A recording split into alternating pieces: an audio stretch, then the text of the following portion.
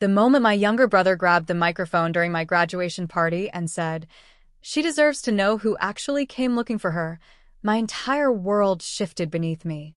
At first, everyone laughed nervously like he was making some emotional joke.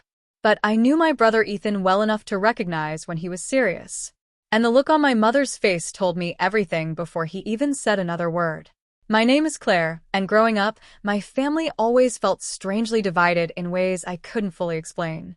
My parents loved appearances more than honesty. Every holiday looked perfect in photographs. Every family gathering felt carefully rehearsed. My father, Richard, controlled conversations while my mother smiled through tension like nothing was ever wrong. Meanwhile, Ethan and I learned very young that certain topics were never allowed. Questions about extended family disappeared quickly. Old photographs vanished from shelves without explanation. And anytime I asked why I looked so different from everyone else, my mother always laughed softly and called me dramatic. I wanted to believe her. But deep down, I always felt like something inside our family didn't fit together properly.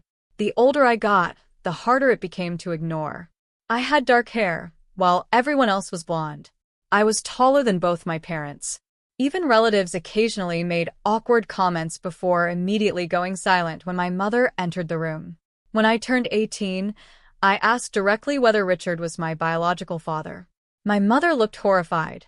"How could you even ask something like that?" she whispered. Richard became angry immediately, accusing me of disrespecting the family after everything they sacrificed for me. So eventually I stopped asking, not because the doubts disappeared, because I realized nobody planned to answer honestly. Years passed quietly after that. I moved away for college and built distance from my parents naturally. Ethan and I stayed close though. He was younger than me by 4 years, but somehow he always noticed things nobody else did. About 6 months before my graduation, Ethan started acting strangely during our phone calls. Distracted. Careful.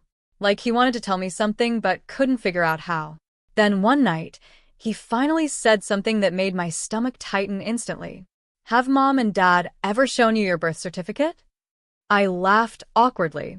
Why would that matter? He went quiet for several seconds. "Because I found documents in Dad's office," he said softly. That sentence stayed in my head for weeks. At first, I tried ignoring it. But once doubt fully enters your mind, it becomes impossible to silence. So eventually, while applying for graduate school paperwork, I requested official copies of my records myself. That decision changed my life. The birth certificate I received listed Richard as my legal father. Not biological father. Legal father. I stared at the wording over and over trying to convince myself I misunderstood it. Then I noticed another name hidden under amended records. Daniel Mercer. I had never heard that name before in my life. When I confronted my parents privately, my mother immediately started crying while Richard became furious again. "He abandoned you," Richard snapped. "We protected you from that disappointment." But something felt wrong immediately.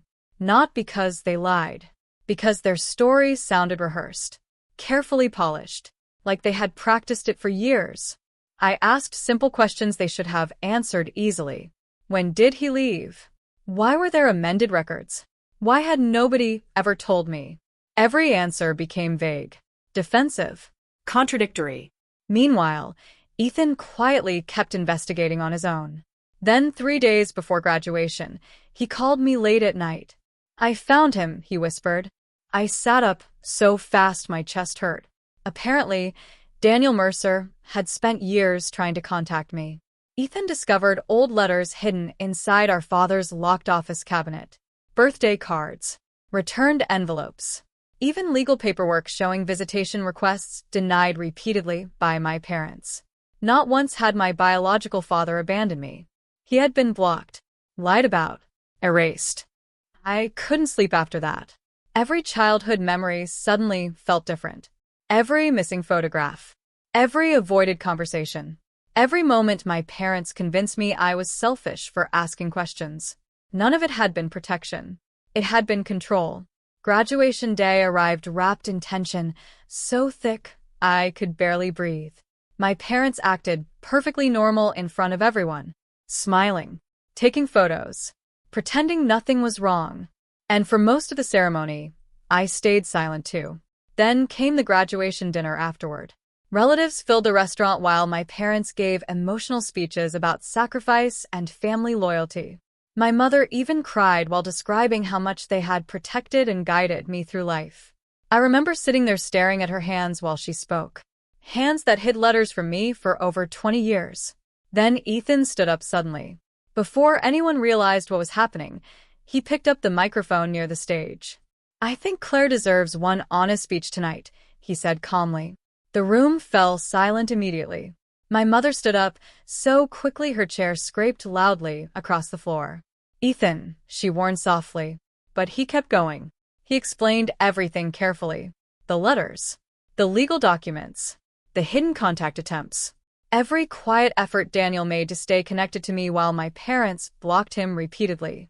Nobody interrupted, because the truth sounded too specific to deny.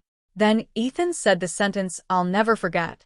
Her real father never abandoned her. He was the one person who kept trying to come back. The entire room changed after that. My mother cried harder. Richard looked furious and humiliated. Relatives stared at them in complete shock. But for the first time in my life, I didn't feel confused anymore. I felt clear. The next morning, I met Daniel privately. And the hardest part wasn't discovering who he was. It was realizing how much of my life had been shaped by lies that never needed to exist. We spoke for hours.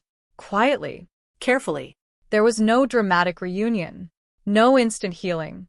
Just truth finally entering a space where silence controlled everything for too long.